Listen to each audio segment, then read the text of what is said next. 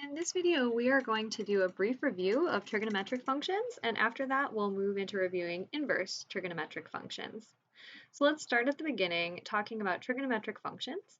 And all trigonometric functions come about from looking at triangles. And the two most basic trigonometric functions are the sine function and the cosine function, and we normally refer to this angle as theta. So let's take a look at a picture here to help us out. There's a little acronym that some people like to use called SOHCAHTOA to help them remember what the sine and the cosine and the tangent stand for in terms of the ratio of the side lengths of the triangles. So the SO part, or the sine function, is the ratio of the opposite side length from the angle divided by the length of the hypotenuse of the triangle. Come to this picture and you can see this little theta right here. The opposite side length is going to be right here, and then the hypotenuse of the triangle. And we're going to look at that ratio and call that the sine of the angle theta. The CA part is going to tell us that the cosine of the angle theta is given by the length of the adjacent side length divided by the length of the hypotenuse of the triangle. Now, part of the SOHCAHTOA algorithm is the tangent function, and the tangent of the angle theta here is going to be the length of the opposite side of the triangle divided by the length of the adjacent side of the triangle. But as we'll see in just a minute, there's actually a way to think of all trigonometric functions, of which we have 6, in terms of the sine and cosine. So it's perfectly true and somewhat useful to think about the tangent of an angle as being the length of the opposite side over the length of the adjacent side. But you could also think about the tangent of an angle theta as being the sine of the angle divided by the cosine of the angle. So think about it as opposite over adjacent, or in this way regarding sine and cosine. Now you'll see here that there are 3 other trigonometric functions that sometimes come up. There's the secant, the cosecant, and the cotangent. And each of those has a way to be represented in terms of ratios of side lengths of the triangle, but also as ways of being represented in terms of the sine and cosine. So unfortunately, for matching letters up's sake, the secant of the angle theta is 1 over the cosine of the angle theta, or in other words, the length of the hypotenuse divided by the length of the adjacent side.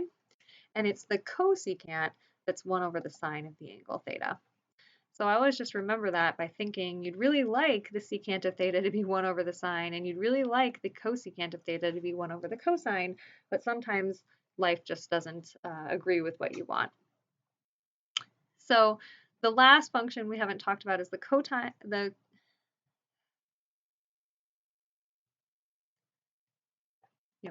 It'd be really nice if the secant of theta were 1 over the sine of theta, and it'd be really nice if the cosecant of theta were 1 over the cosine of theta, but unfortunately in life, you can't always get what you want. It is true, however, at least one of these behaves nicely, and the cotangent of an angle theta is given by 1 over the tangent of the angle theta. If tangent is sine over cosine and cotangent is the reciprocal, cotangent is cosine over sine, or adjacent over opposite. So we can always come back to these definitions of how we come up with various trigonometric functions of a particular angle by going back to a triangle. Now, I particularly like all these relationships of trig functions with their relationships with sine and cosine, because in a sense it's telling you that despite the fact that we have 6 trig functions, they're all really built out of sine and cosine. And so if we can get really good at knowing the values of sine and cosine for various angles, we could figure everything else out that we need from there.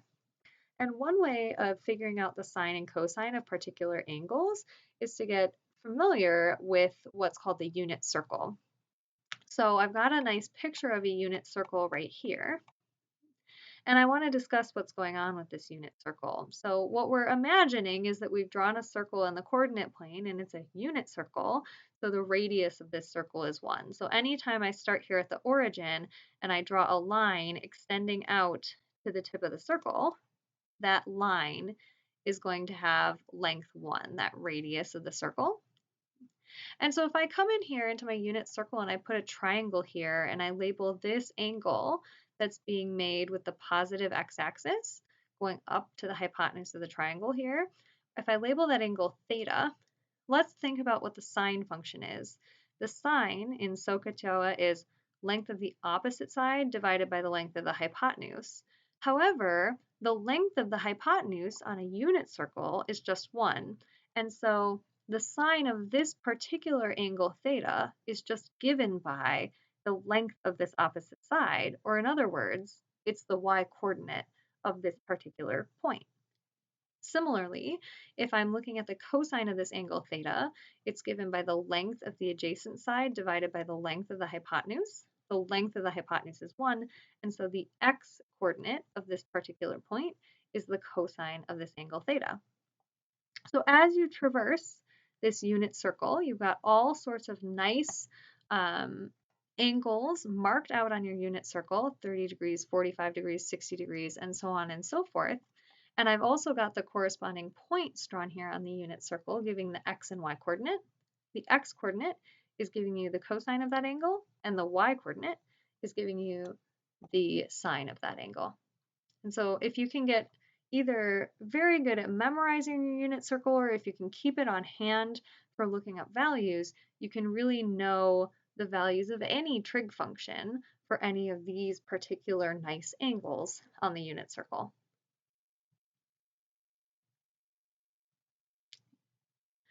So that pretty much covers trigonometric functions.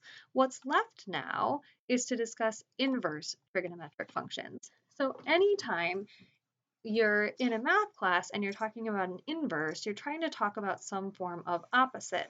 And so let's think about the process we were doing with this unit circle. The input that we were putting into the process was an angle. We'd have some sort of trig function like sine or cosine, and then we would give that sine or cosine function an angle, and the output would be one of the values of these coordinates, the x-coordinate for the cosine and the y-coordinate for the sine. If we want to do the opposite of that, what we really want to do is switch things around. So instead of inputting an angle into the function and getting an output that's a number, we want to input a number into an inverse trigonometric function and then ask what angle gave me that particular coordinate. So as an example, let's take a look at, let's try to compute the inverse sine of 1/2. Returning to my unit circle, I'm talking about the sine function right here. So my thought process is, if I go ahead and I draw in y is equal to 1/2,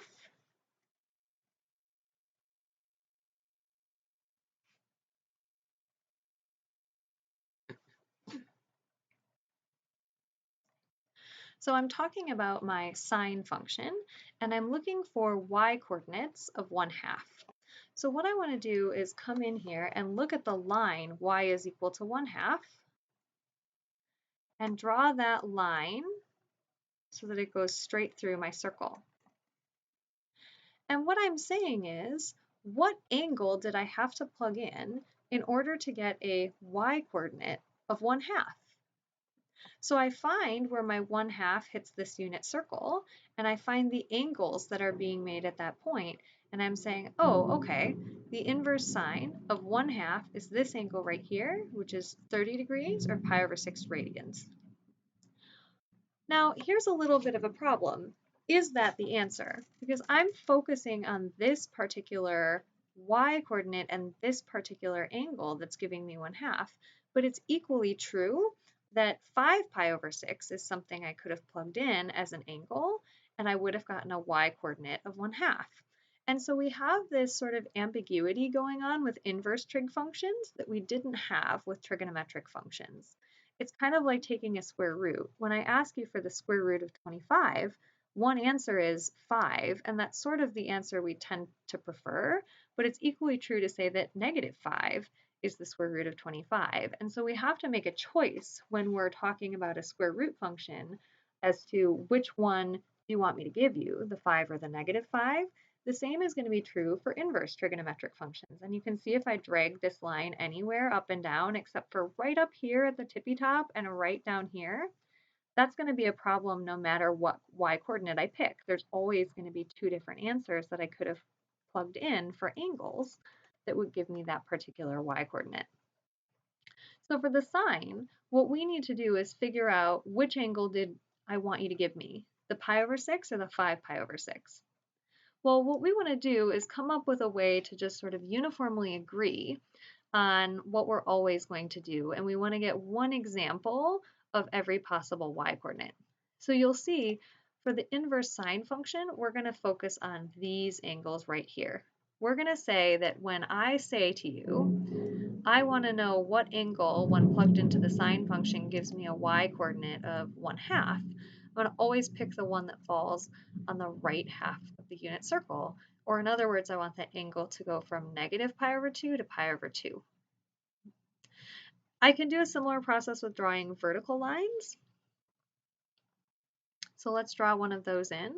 Let's say I had asked for the inverse cosine of 1/2.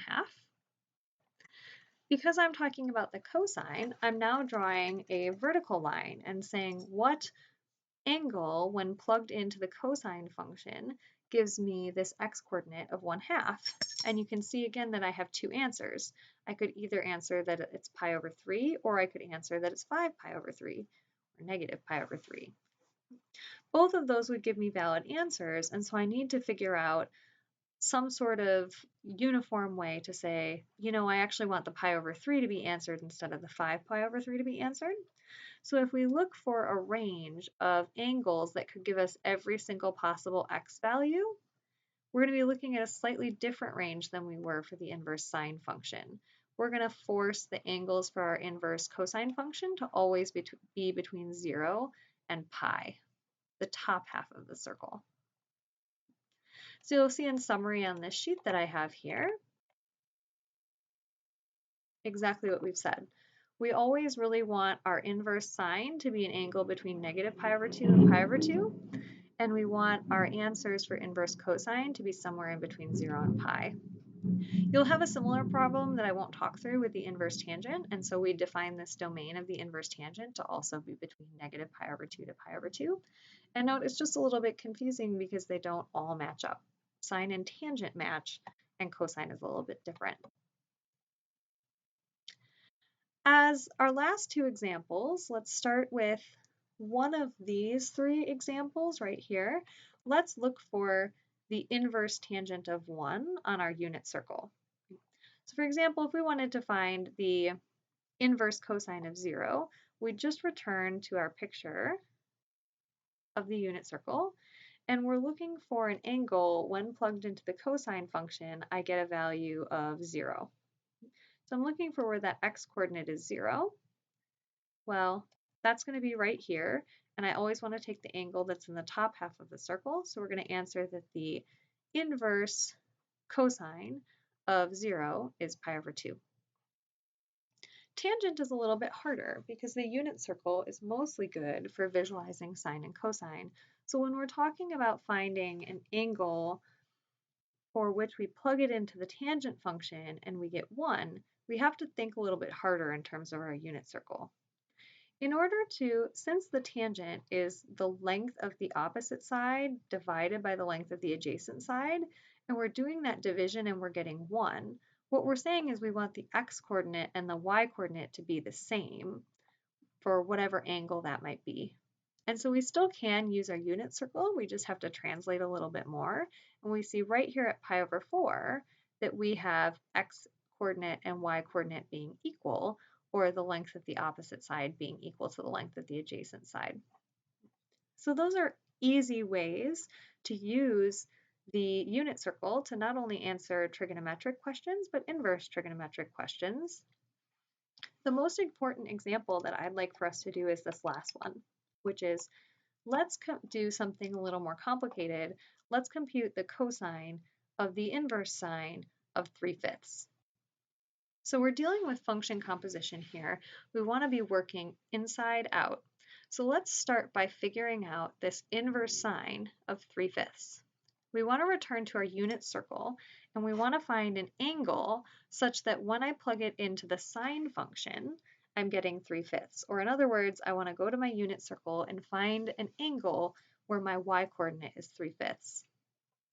If I return to the unit circle and take a look at it, I don't have any angles marked out on here that are giving me a y-coordinate of 3/5. And that's because there isn't a particularly nice angle that I'm used to that's going to do that for me. And so there's no real way to look at my unit circle and just glance, oh, the answer is pi/3 or pi/4 or whatever, to find that 3/5. And without that angle, I'm not really sure how I should plug it into the cosine function to get its x-coordinate. So the trick for this is to return to the basics of our definitions and just use a triangle.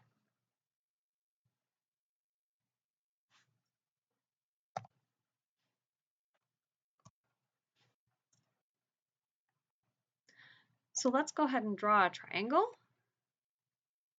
And let's go ahead and let's put a little theta in there.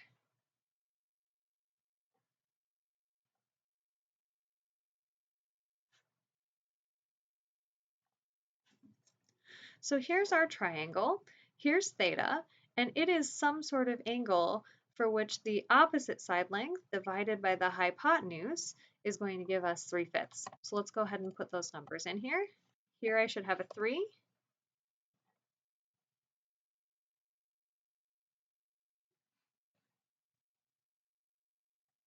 And here I should have a 5. And so I don't know what the measure of this angle is. I just know that there is some angle for which I can have a side length of length 3 right here and a hypotenuse of length 5 right here. And my goal is to compute the cosine of this angle. And I know what the cosine is. It's the length of the adjacent side of the triangle divided by the length of the hypotenuse. So all I have to do in order to figure out what the cosine of this particular angle is figure out what the side length should be. And I do that using the Pythagorean theorem. Here, I've chosen the example to work out really nicely so that this side length is an integer value. But if I didn't know a 3, 4, 5 triangle off the top of my head, I'd just be solving an a squared plus b squared equals c squared types equation. So notice that I never even figured out what the inverse sine of 3/5 was. It wasn't even important. I was able to go back to my definition of how to use triangles and figure out what the cosine of that angle is, even without knowing the angle.